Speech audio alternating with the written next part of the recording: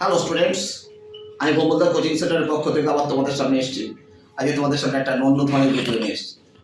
দেখো, আজকে আমি এনেছি ক্লাস 12-এর থার্ড সেমিস্টার ইতিহাস 2025। তোমাদের এমসিকিউ টাইপ কোশ্চেন হবে। এমসিকিউ টাইপ কোশ্চেন হলে যারা তো বই পড়তেই হবে, তার সাথে প্রশ্নগুলি পড়বে। এমসিকিউ টাইপের বিভিন্ন ধরনের হয়, কিন্তু আমি একই টাইপের শুধু কোশ্চেন আনসার করেছি, যেগুলো তোমরা আসল উত্তরটা পারলে সব দেখতে পারবে। দেখো, এইদিকে তোমরা এই প্রশ্নগুলি প্রথমে ভালো করে করবে।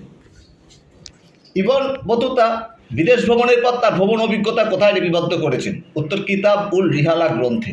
কাশ্মীরের হিন্দুদের উপর থেকে জিজিয়া কর কে রদ করেন? সুলতান জৈন উল আবেদিন।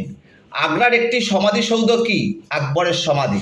ভারতের চিস্তি সম্প্রদায়ের প্রতিষ্ঠাতাকে? খাজা মঈনুদ্দিন চিস্তি।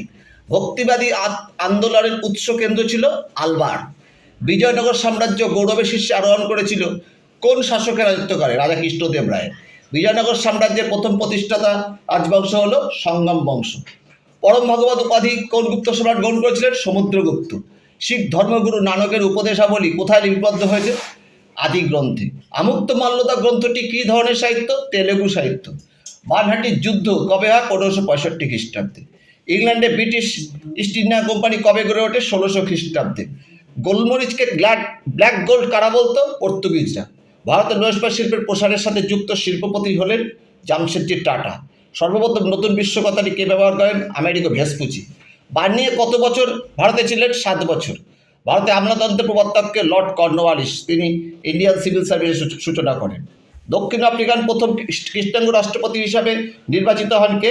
Nelson Mandela. পারস্যের পর্যটকের নাম কি? আব্দুর রাজ্জাক। নিকোলো কন্টি কোন দেশের পর্যটক? ইটালি। কবির কার শিষ্য ছিলেন? রামানন্দের। এই প্রশ্নগুলো তো ভালো করে পড়বেই।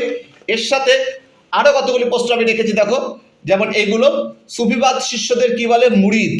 বাংলার ভক্তি আন্দোলনের প্রাণকেন্দ্র বলা হয় কোথায়? নবদ্বীপকে। বাহুমণি বংশের শ্রেষ্ঠ সুলতানকে? ফিরোজ শাহ। চৈতন্য চরিতামৃত গ্রন্থটিকে রচনা করেন কৃষ্ণদাস কবিরাজ। সঙ্গম বংশের শেষ রাজা কে ছিলেন? দ্বিতীয় বিরূপাক্ষ।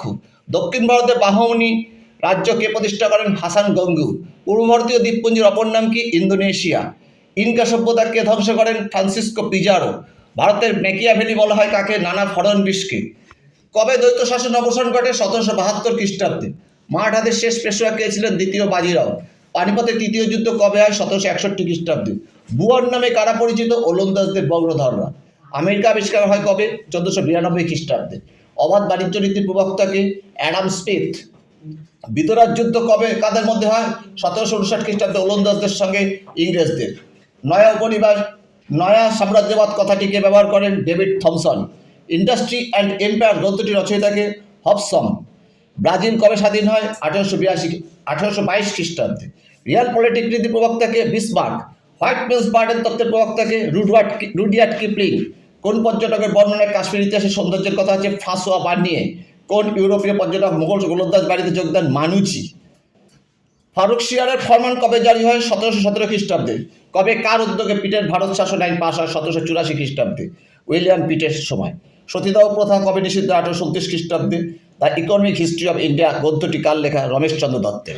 তোমরা এই প্রশ্নগুলির সাথে সাথে দেখো, এই প্রশ্নগুলো তো পড়বেই, এর সাথে তোমরা এই সম্পূর্ণ যদি সাজেশনটা করে যাও, আশা করি তোমরা সমস্ত প্রশ্নের উত্তর তোমরা অ্যান্সার করতে পারবে।